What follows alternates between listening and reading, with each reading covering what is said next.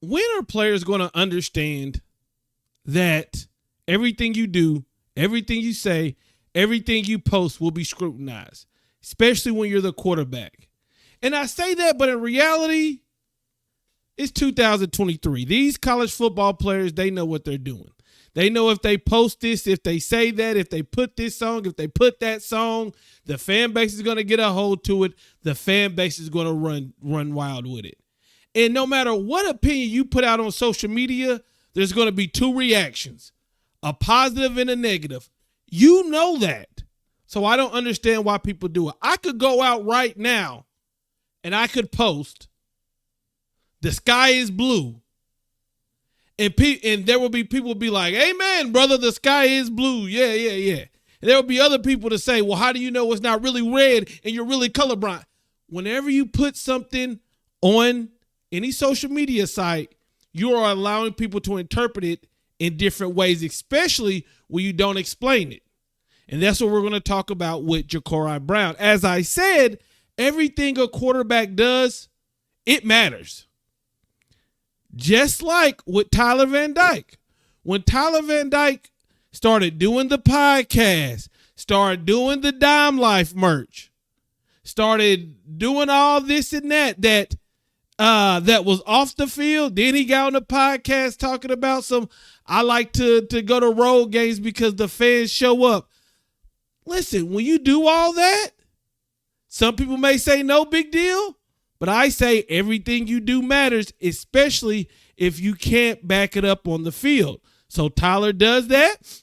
He has a bad season. People put 2 and 2 together to run with it. Everything matters. So tonight, Jacurri Brown, he's going to be we think he's going to be the starting quarterback for Miami in the bowl game. I've already posted a video that this whole JB11 situation is weird. Coming into the season, I thought he would play in 4 games because everybody said he was redshirting. I don't know if he asked for a red shirt. I don't know the story. Nobody knows. I mean, maybe there's somebody out there knows. I'll just say I don't know. There has not been a message that says I want a red shirt from JB11, so I don't know. For some reason, he didn't see the field this season. I thought at the very least he should have been in the red zone area. He should have been in short yardage area because I believe he's explosive, especially with his legs. And then he gives you the threat with the running, which can help you at least in the short yardage situations. For whatever, he didn't play. So I don't really know what's going on in that terms. What I do know is today's headline on the Twitter streets is that JB11 put a post, Jacurri Brown put a post on his Instagram.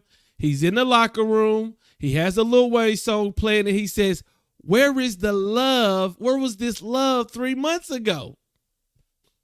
Let me get a sip of water.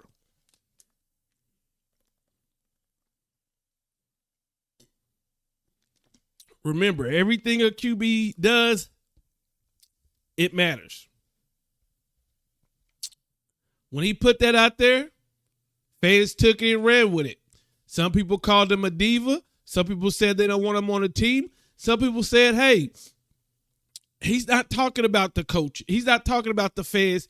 He's talking about the coaches. Some people say he's talking about the fans and the coaches. But here's the thing. When you put anything on social media and you don't explain it, people are going to run with it, especially when you're an athlete. There are so many avenues for athletes to get their narratives out. But I would advise any athlete that the worst way to do it is to throw out a subliminal message, because now you have NMD TV up at 1 a.m. creating a video that everybody's going to be talking about. Everybody's already talking about it. As soon as he posted it, it blew up it blew up the timeline. So my big message in this whole thing is that all you athletes out there, and y'all already know this, anything you post on Twitter or on social media is going to get dissected. And JB's a smart guy. He knows what he's doing. He knew as soon as he pressed in, that was going to get somebody riled up. And because he didn't put, why didn't the coaches show me this love 3 months ago, some people are going to think he's talking about the fans. Now, just like I don't know if he asked for a red shirt, just like I don't know if he wants to go in the transfer portal, I don't know. I don't know what he meant by the message. But I'll tell you this, it is a bad look. Because here is your chance, right? Here is your chance to, whether you want to be at Miami or you want to be at another school, here is your chance to be QB1 for a bowl game and show out. You can show out.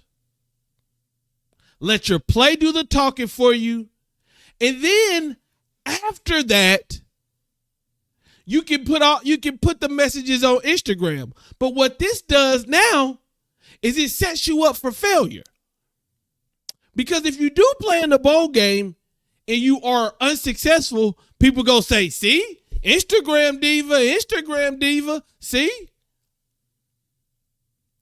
I don't understand putting this message out before you even play a game this season. To me, that's kind of crazy. If you don't like the coaches, hey, if they did you wrong, then enter the transfer portal. Then go on a podcast and let everybody know what they did.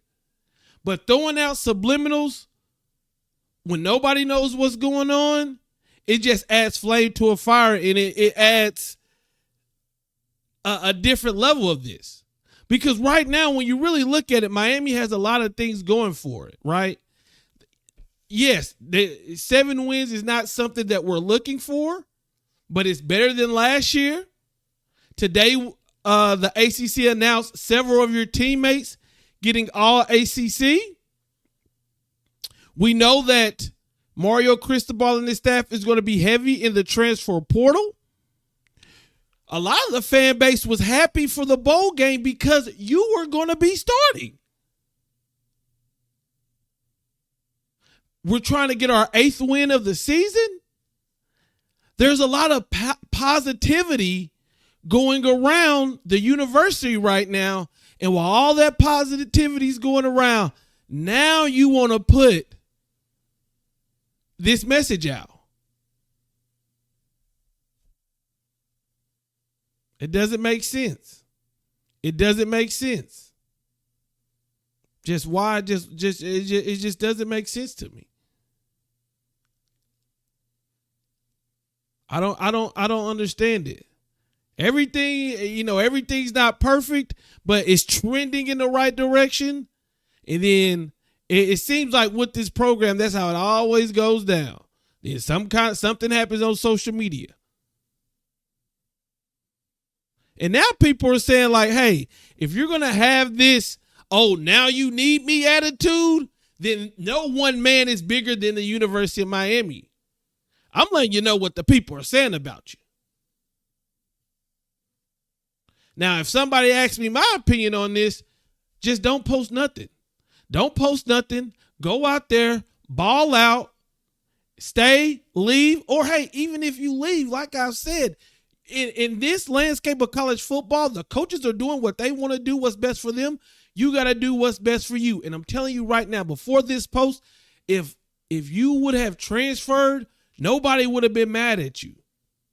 But when you start putting out messages, subliminal messages, and again, messages that don't explain your point, and hey, you don't owe anybody anything. You can do whatever you want to do. But when you do that at your stature,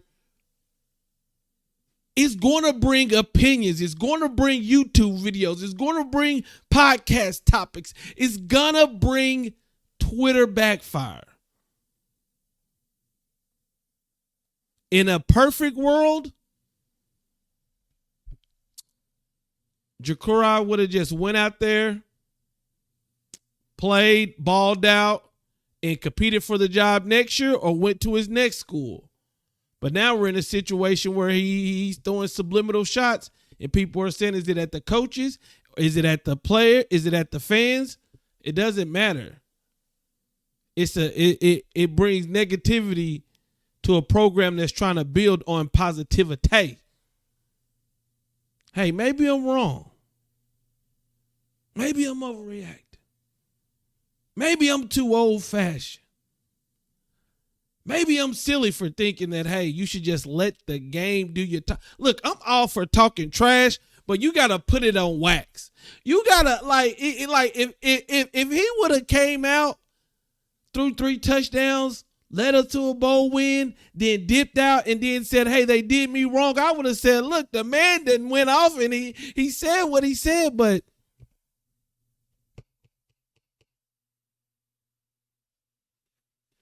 I never understand the subliminals because most of the time nothing positive comes from it. I gotta know what y'all think about this, man. I'm out. Peace.